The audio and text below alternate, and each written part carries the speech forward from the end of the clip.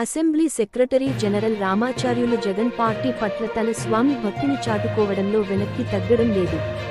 సాక్షాత్తు శాసనసభాపతి అయ్యన్నపాత్రుడు తాను తొలి సంతకం చేసేందుకు సిద్ధం చేయాలని చెప్పిన దస్త్రాన్ని సైతం సెక్రటరీ జనరల్ సిద్ధం చేయకపోవడం అసెంబ్లీలో పెద్ద చర్చనీయాంశమైంది. వైఎస్ఆర్సీపీ ప్రభుత్వ హయాంలో అసెంబ్లీలోకి రాకుండా ఈటీవీ, ఏబీఎన్, టీవీ 5 ఛానళ్లపై నిషేధం విధించారు. నిషేధాన్ని ఆ సభ రద్దయ్యేంత వరకు కొనసాగించారు.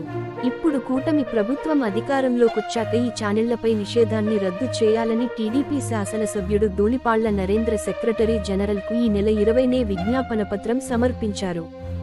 గత ప్రభుత్వంలో చీఫ్ విప్ ఫిర్యాదు చేశారంటూ హడావుడిగా ఈ ఛానళ్లపై నిషేధం విధించారు. ఆయా ఛానళ్లు వివరణ ఇచ్చినా పట్టించుకోకుండా పక్కన పెట్టేశారు. ఇప్పటికైనా ఆ నిషేధాన్ని రద్దు చేయాలని నరేంద్ర కోరారు.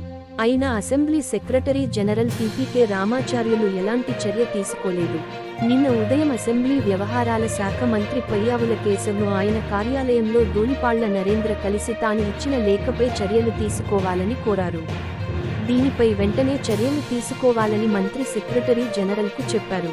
ఉన్న 3 ఛానళ్ల ప్రాతినిధులకు అధికారికంగా పాస్లు జారీ చేశామని, అసెంబ్లీ సమావేశాలు కవరేజీ విషయంలో ఎలాంటి ఇబ్బంది లేదు అని చెబుతూ నిషేధం ఎత్తివేత విషయాన్ని పక్కదారి పట్టించేందుకు సెక్రటరీ జనరల్ ప్రయత్నించారు.